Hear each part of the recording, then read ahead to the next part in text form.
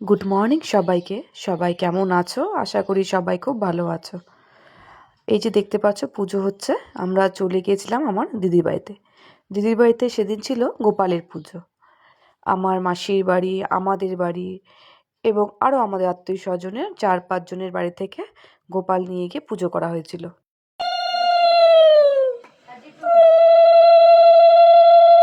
বাবা নন্তু দেখো সেই সুন্দর ক্যামেরা করে। বাবা নন্তু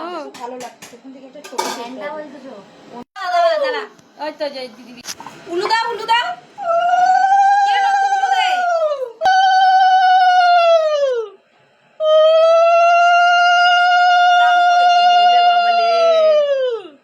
নন্তু একটু তাকাও, এদিকে তাকাও একটু। এই দেখো হয়ে গেছে। গোপুকে স্নান করাইছো? হ্যাঁ ও দিবে না না গপু, এবার দামোদর মাস মানতে পারি না, বোম্বে চেকআপে গেছিলাম।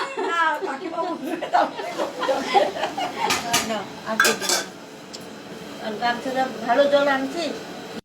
আমার ছোট মাসি আর মেজো মাসি গিয়েছিল বৃন্দাবন।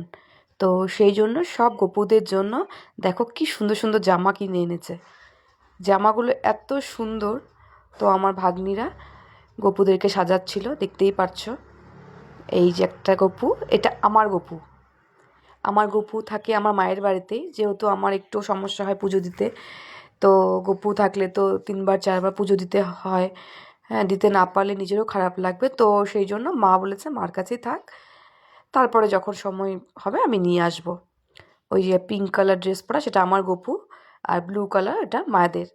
সব সাজানো হলো, তারপর কীর্তন হবে বাড়িতে। তো কীর্তনের লোক সব চলে এসেছিল, দেখতেই পাচ্ছি সবাই ভিডিও করা নিয়ে ব্যস্ত।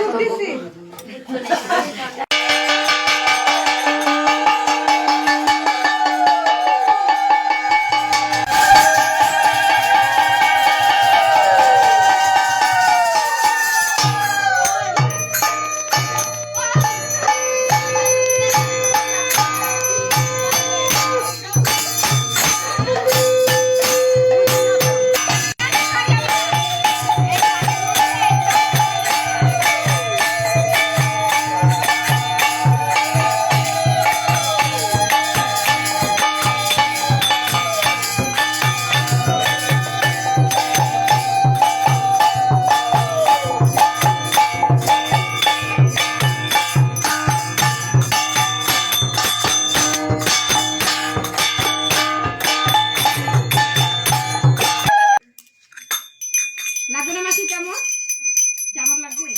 হ্যাঁ জল সংকটটা কই?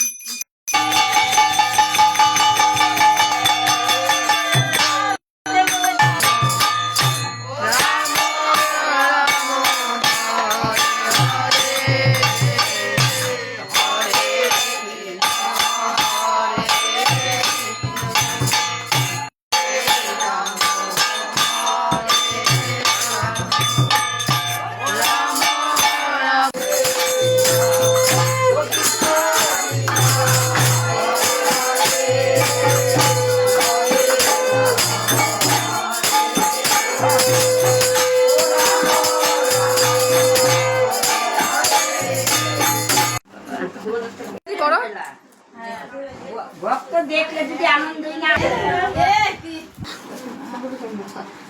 ভক্ত সঙ্গ দিয়ে কত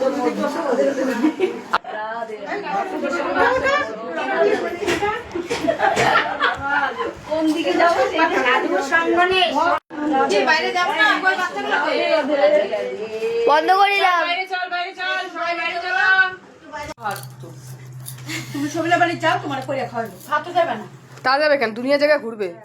এই যে আমার মেয়ে যেখানে ডগি দেখতে পারবে, ব্যাস শুরু হয়ে গেল।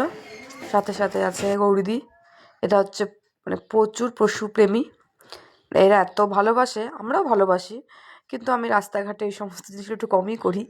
আমার মেয়ে আর গৌরীদি থাকলে মানে যেখানেই যে কোনো পশু দেখুক না কেন ওরা একদম অস্থির হয়ে যায়। আর দেখো পশুগুলোও তেমন, আদর খাওয়ার জন্য দেখো শুয়ে পড়ছে, মানে ওরাও ভালোবাসা বোঝে। হ্যাঁ, দেখো আদর কেমন করে আদর খাচ্ছে।